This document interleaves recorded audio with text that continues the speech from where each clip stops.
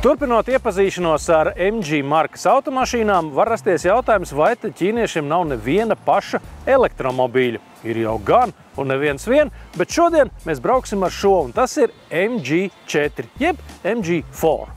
Autobrava krasta tāds elektromobīls maksā sākot ar 30 000 eiro. Ar 7 gadu garantiju tā ir pievilcīga cena pat bez EKI līdzmaksājuma. MG4 ir patiešām kompakta automašīna garumā, tāpat nesasniedz 4,3 metrus, un šī pakāpiena dēļ mazliet izskatās līdzīgi kādreizējam Lexus kompaktajam hibrīdam CT200H. Automašīnas izmēri nav atstājuši kaut kādu negatīvu ietekmi uz vietas piedāvājumu salonā, taču bagāžnieks gan ir samērā mazs, tas ir zem 400 litriem. Pirmās paudzes MG4 Ķīnā iznāca jau 2022. gadā. Kopš tā laika modelis ir modernizēts un jau sākotnēji tika izstrādāts galvenokārt Eiropas tirgumu, un Dienvideiropā tas patiešām sastopams ļoti bieži. MG4 tehniskais pildījums var šķist salīdzinoši vienkārši, taču patiesībā šo elektromobīlu var dabūt ar 3 dažādu ietilpību baterijām, kuras pie tam ir ražotas pēc 2 atšķirīgām tehnoloģijām, un pavisam visām modeļu versijām var būt 4 dažādas jaudas. Tie ir 125 līdz 320 kW, jeb 170 līdz pat 435 zirgspēki. Sniedzamība varijē no 330 km ar mazo bateriju līdz pat 530 km long range modelī. Ja mums ir darīšana ar 2 lielākajām baterijām, tad uzlādes jauda ir līdz pat 140 kW. Un pilnīgi visi MG4, izņemot pašu vienkāršāko no Wallboxa, var paņemt visus 11 kW.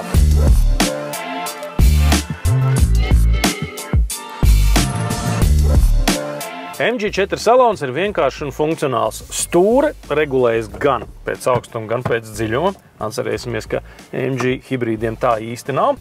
Un uz stūres ir 6 pogas 2 rindās, 3 kreisajā pusē, 3 labajā pusē un svārsts virs, kurus var arī nospiest. Viena rūpējās par skaļumu, otra par funkcijām. Vides konsole ir visai interesanta. Tā ir 2 stāvi, augšējā mums ir transmisijas kloķis, kurš ir grozāms.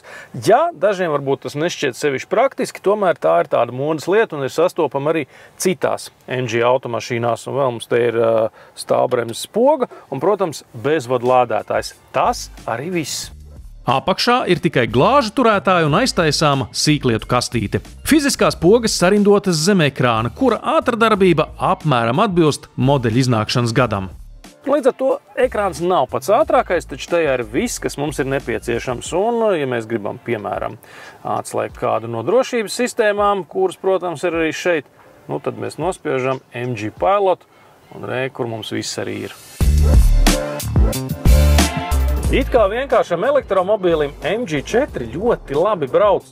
Konkrētajam elektromobīlim ir 204 zirgspēki, kas ļauj MG4 salīdzināt ar attiecīgas jaudas un izmēra Volkswagen grupas un citiem populāriem kompaktajiem elektroauto. MG4 sver tikai 1,6 tonnas, tātad tikpat, cik šāda izmēra automašīna ar parastu degvielas dzinēju. Interesanti, kā iet tas MG4 X-Power ar 2 motoriem un vairāk kā 400 zirgspēkiem.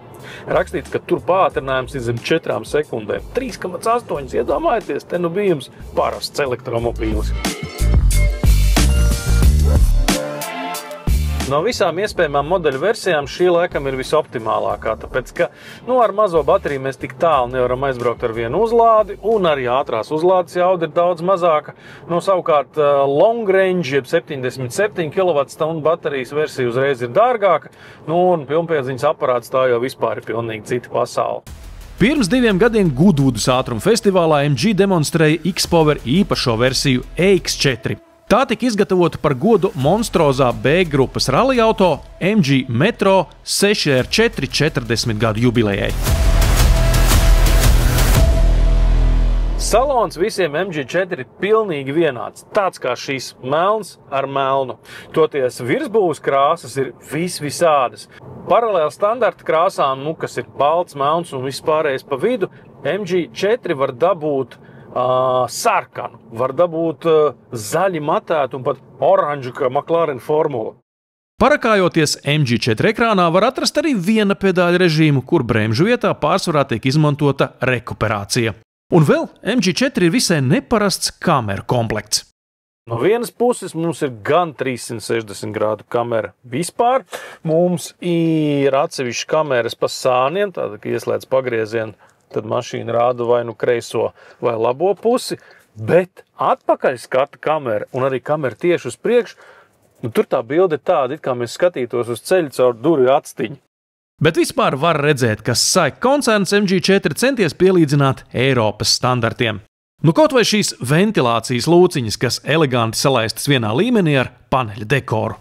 Nu varēja taču uztaisīt tāpat kā visi, bet nē, šeit ir uztaisīts tā, lai izskatītos smuki.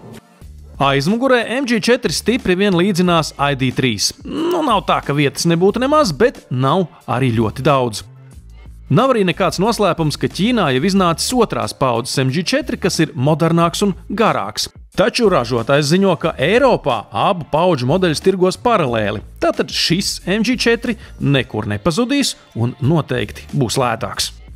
Pirmo reizi MG4 es redzēju ārzemēs, un automašīna patiešām, tā sakot, lika pavadīt to ar skatieniem. Un arī tagad tā aizmugure man ļoti piesaista, sevišķi tie milzu spoileri un šī gaismas tehnika. Vecajai Morisa garāžai būtu ar ko lepoties.